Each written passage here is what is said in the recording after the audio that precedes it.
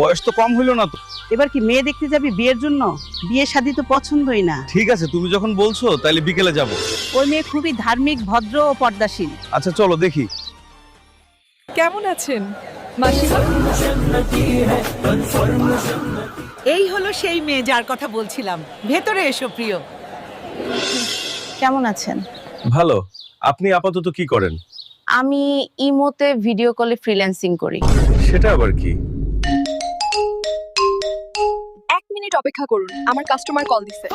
200 বা 300 তো হবে না, 500 হলে আজ রাতে ভিডিও কল করুন। না, এখন সম্ভব নয়, বাড়িতে মেহমান এসেছে।